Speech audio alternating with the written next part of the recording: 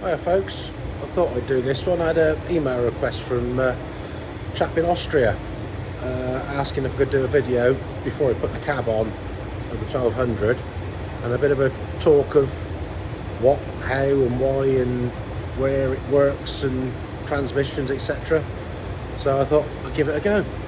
So yeah, as you know, we've been working on this one for a chap in Ireland, and we've got a 1250 which also this chap in Austria put a request in for a video on the 1250, which we'll do in a later date when we get around to doing that one. So as you can see, we've been busy, slowly ticking away at it. So I will give a little walk round video, pointers of what is and how and why. A few years ago there was a magazine article, I don't know if it was Tractor and Machinery or Classic Tractor, that was specifically on these and when they were built, which is back or designed in America for the UK market, and then they were built in Manchester at Barden Dock Road. And I think the code name was RX1 or something like that. And there are some historical pictures in the magazine. As you know, I'm trying to get a list together, register, of how many of these are left, and along with the 1250s, because they only built, best number I got is about 2,278-ish of the 1200s, and then there was 322 of the 1250s, which is a updated version of the 1200. Things were changed, improved a little bit, but unfortunately other companies at the time came out with different tractors, so Massey didn't follow through with building them anymore, so it does make the 1250s a bit of a rare beast. And these 1200s, they're a pain in the ass to work on, but they're an iconic tractor from the 70s when they were first built. I think the first ones were about 1972-ish, 71, with a bit of random serial numbers, and then in 73, I think it was, end of 73, 74, when they were officially launched, they come out with a proper serial number. Started, it was a 6-digit number with a prefix letter. The early ones were just a prefix with a 3-digit number. So yeah, they're predominantly Perkins 6354 engine, the gearbox casing, 135 casing, but the gearing inside was specific to these for the input ratios, and the back end was a 188, which was sent up from Banner Lane. So yeah, it was all cobbled together, drop box made to get the drive to go down and the PTO. So yeah, and I said, pain in the ass to work on, but they're a bit of a passion. I won't go into too much how I got into them, but I say, if I can get the subscriber numbers up, as I said, if I get to 3,000, we'll do a live question and answer one, and you can ask as many questions you like, and if I get apprentice there, we'll have a giggle, have a laugh, and yeah, you'll find out more. So anyway, let's do a bit of a walk round of what's what before we get this cab on in a few days' time.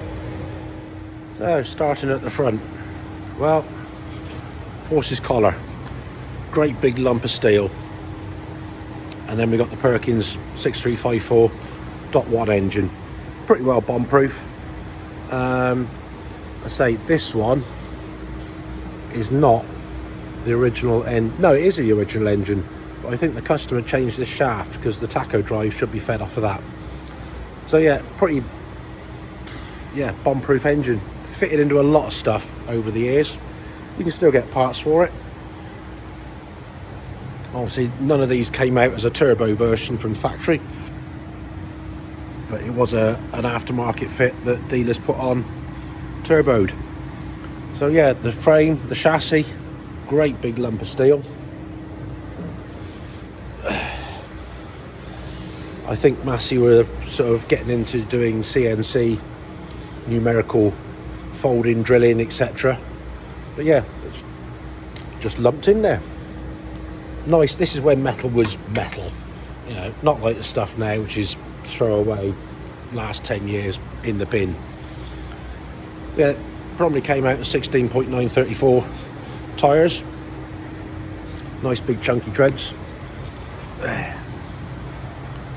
The drive line, yeah, on these, it's one of those things.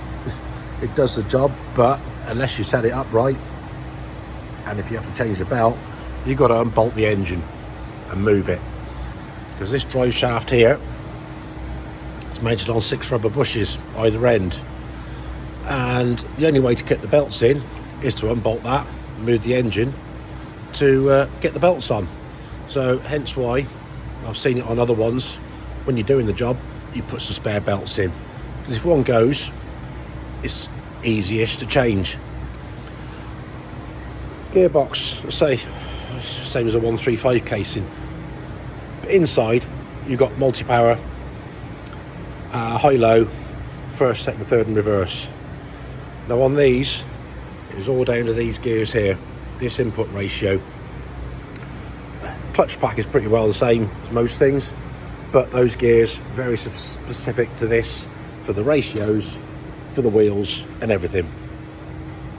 Again, gearbox is just sat there, bolted on, 4 bushes, 2 at the back, 2 underneath. The hydraulics, I think everything was like an after thought.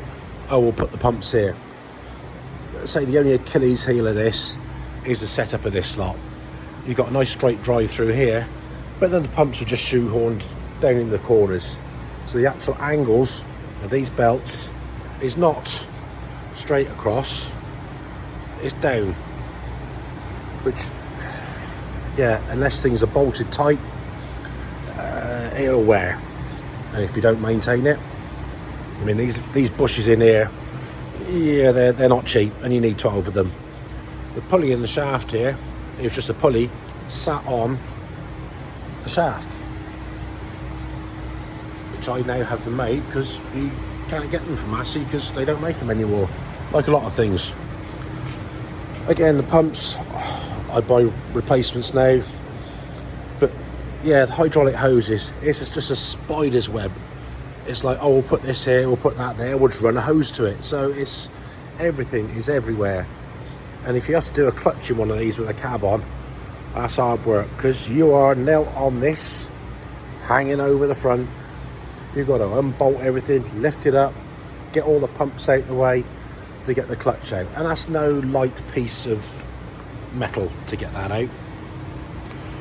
The drop box, that was designed to get the drive line from here to come down, so you've got your drive and your PTO, which has to come down and come out here. So this drive shaft here is the one that does your axles, and there's one corresponding on the front to do the front one. This is your PTO drive, so the engine's running, he's always spinning. You've got a fair old lump here of cast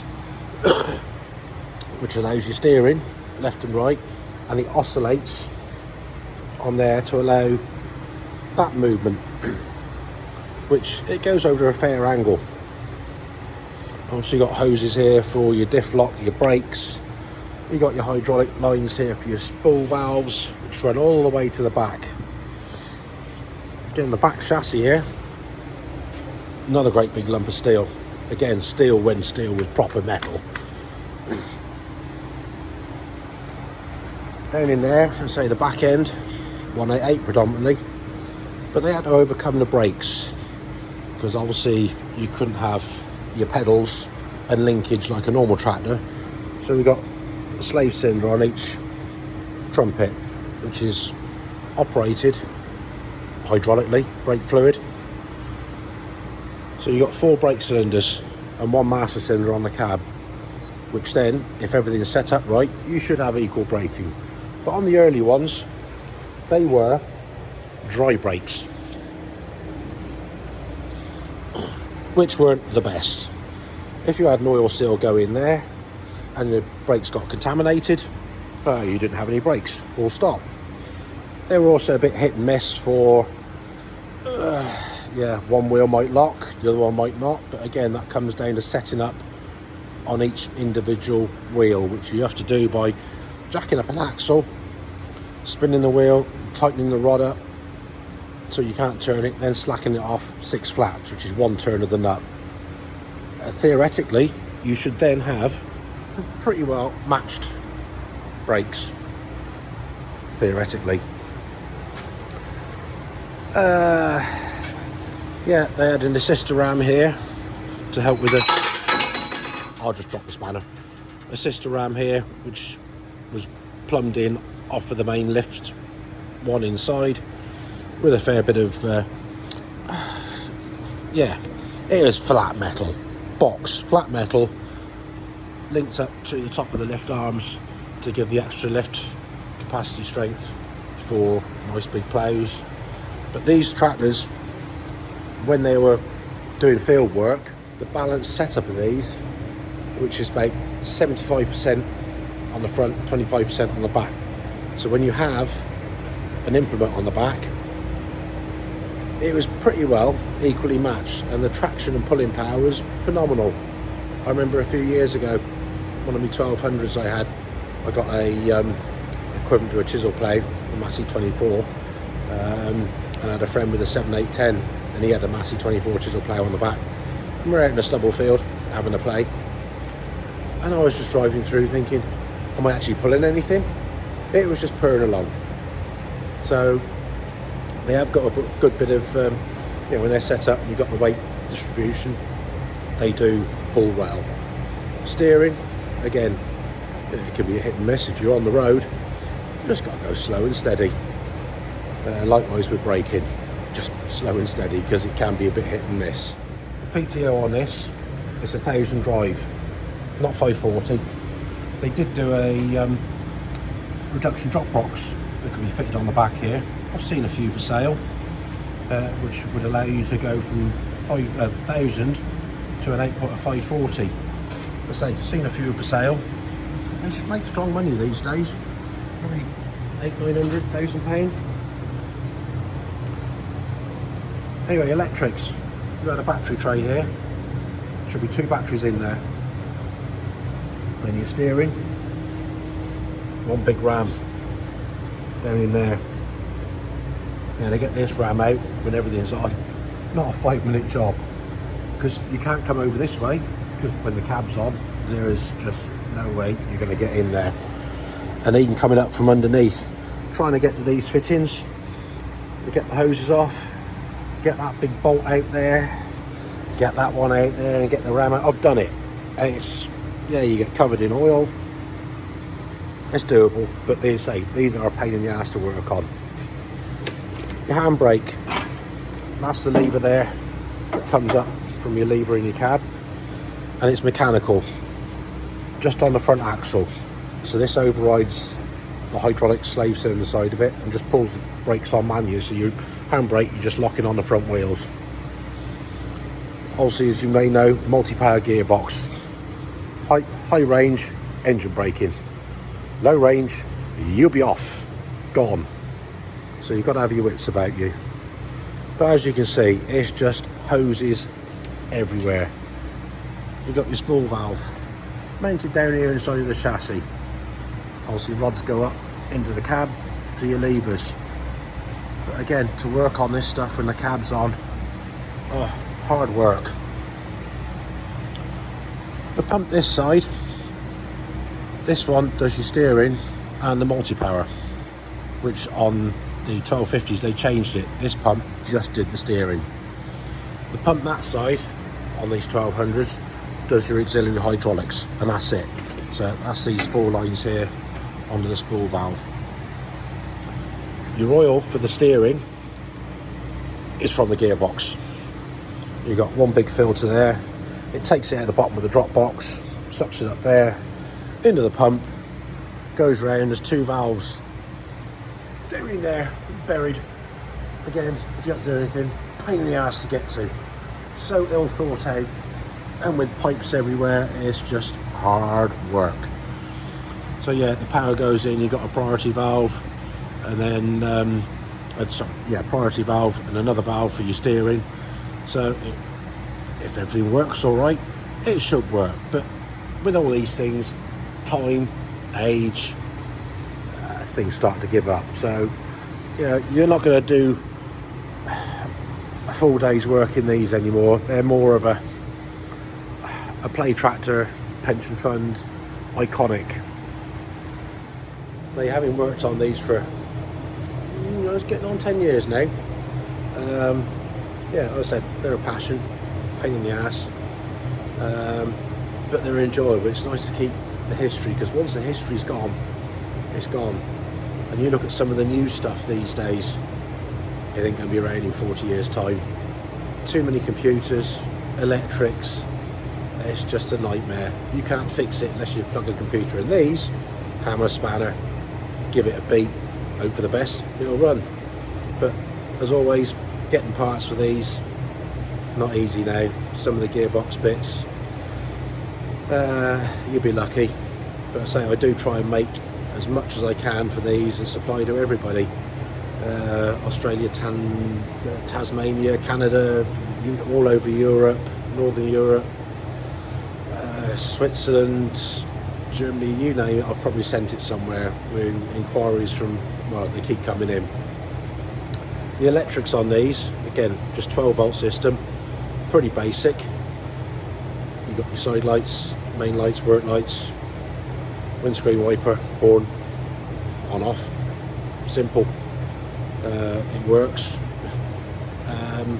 Yeah, again, I have new wiring looms made up now, so most things I can cater for.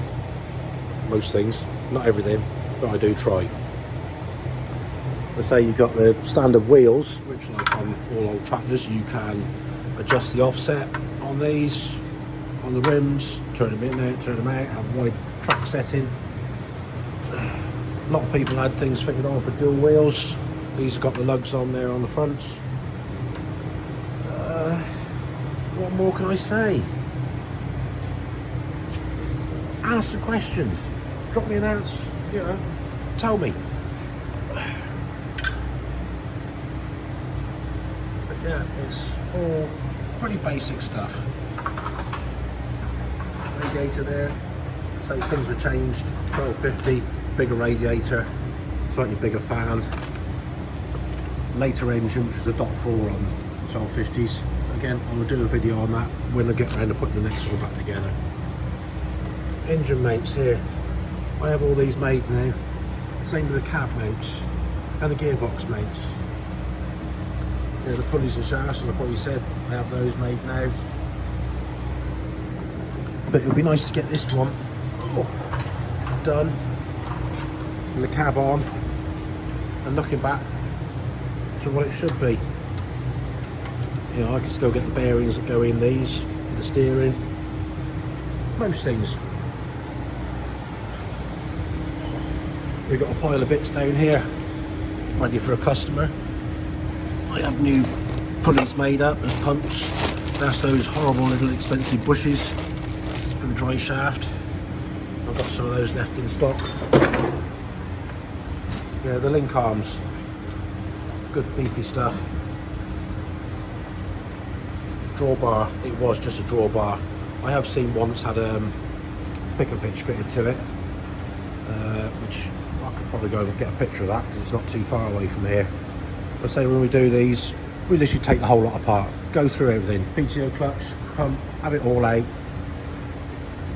But there is a sequence of things when you take the back end apart, you've got to do it in the right way and make sure you put things in before you need them, because you won't get them in after. This cross member here, you can't get this in after the back's in. That's got to go in first.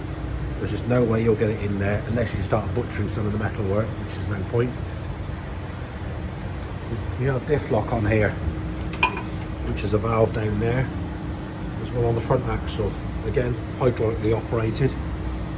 There's a safety switch there, one on the front, which is operated on the earth, and if the diff lock's engaged, you have a light on the dash, and until both of them are disengaged, the light will stay on. Again, pretty rudimentary inside, as you'd expect from 188 back end. Say after about 1976, they went over to wet brakes, did away with the dry brakes, so a lot better. Probably won't see it on here, but on this carrier plate down there, on the wet brakes, there'll be 5 notches cut into it, which denotes 5 discs for wet brakes. Again, they were a lot better because if you had oil contamination, it didn't matter because they were wet brakes. Whereas the dry ones, as I said, they'd either stick or oil contamination, but they wouldn't work. You have a tank fitted in here. This is for your auxiliary hydraulics. So reservoir, which is filled up by a pipe, goes up there to the front of the cab to fill this up. Dipstick here, which you'd have to go in through the back of the cab to get that dipstick to check the level.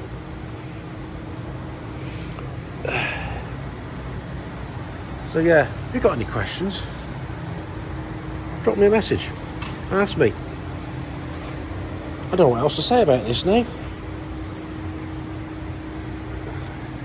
Again, it's just big, heavy, awkward to work on, but when they're done, they do look something special. It'd be nice to get this register up together of how many are left.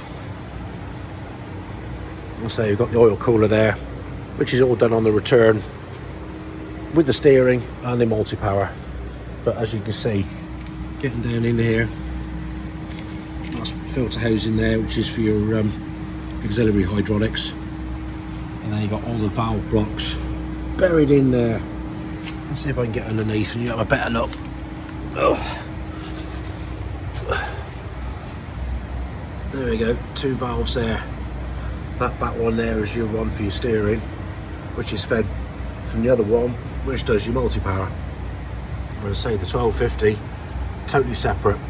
That valve was for the steering alone, and it was mounted over that side out the way. And so you can see the spool block there. Had all new hoses made up for this. All the bolts for the axles, had those replated. Customer's going to do the wheels himself on this one, so I think he's going to have new tyres and new ones for his dual wheels.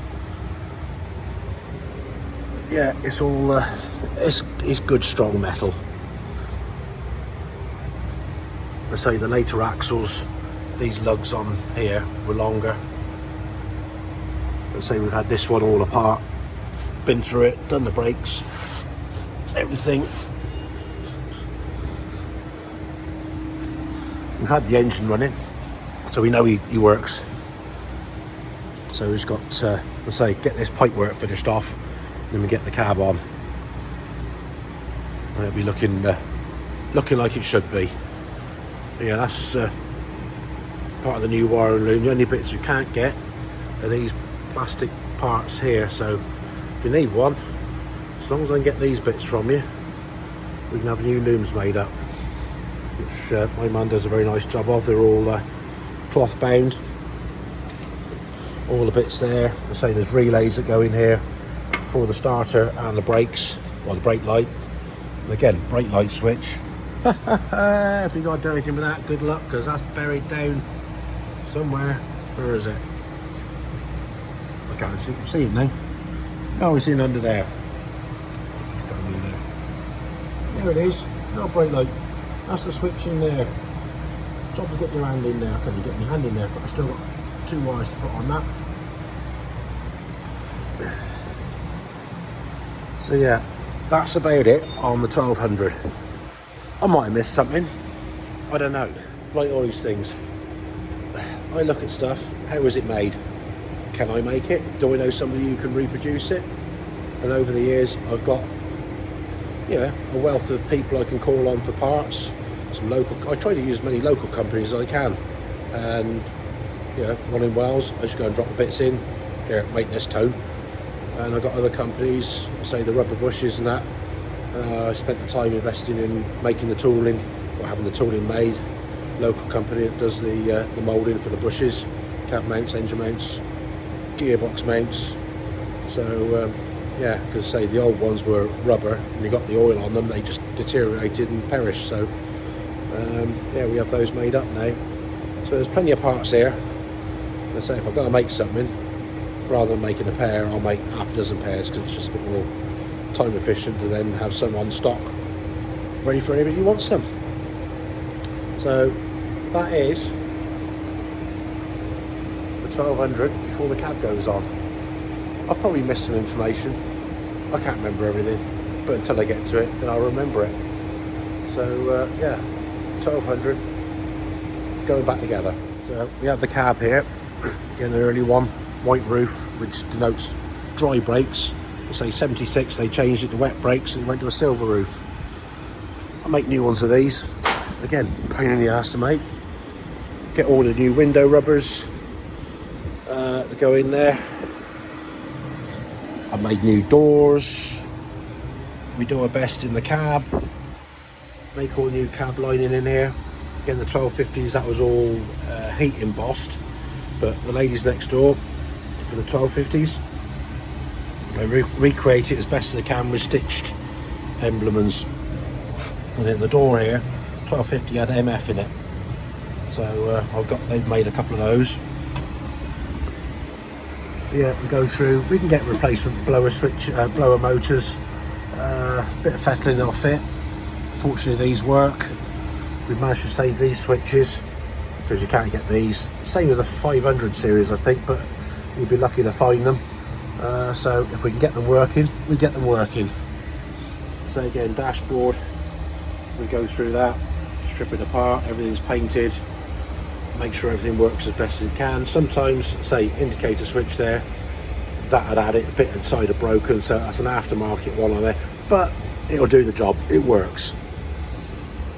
And as always, the identity tag, serial number is on the side of the dashboard here, so anybody's got one, ID there. The very later ones, the 1250s, is also stamped on the chassis rail. I say that's your levers there for auxiliary hydraulics, which those two rods go down to the spool valve down there. I say when you're doing a clutch, you're in here and you're under this lot. I have had to take a gearbox out of one through the floor of the cab. That's not an easy job, believe me. Time you got bars in here, block and tackle to lift it up. You've got millimetre clearance between there and there to get it out. It can be done. It's pictured in the book being done. So yeah, I say get new door handles. Why don't I want to shut? Oh, there we go, shut now. Yeah, windows handles, I've made a load of these up. We replaced all the hinges up there, reversed hinge to give the offset. Unfortunately, the wiper motor for this one had it, so that'll have an aftermarket one fitted in, which will do the job. I've had new glass made. Fortunately, this one has still got the original glass in it, because you've got a little etch in there. It's got a date on it. Where is it? Can't actually read it at the moment, but it's 75, just at the top there. You've got your orbital motor for your steering on the front. Brake master cylinder, again, rocking horse poo though, but we have these refurbished now. I've got a company that will sort them out, bore them out, sleeve them, and get the seals. But again, to work on this, because bearing in mind, your engine, back of your engine is right here. So there's not a lot of room to do anything. So yeah, that's the 1200 cab. Ready to go back on that over there. And then we've got an engine there for the 1250, which that came out of a Massey 29 combine, because the original one was in bits. So yeah, 1250 with the next one. So hopefully, in a nutshell, that's about all I can shed light on. So if you like what you see, give us a click, give us a share, give us a comment, give us a like, ask any questions, drop them in the comments, or yeah, give me a call. I'm sure you can find my number. Enough people know it now. So yeah, happy days. 1200 cab. So that's about a wrap for this thing. Now I better do some work now. So see you in a bit.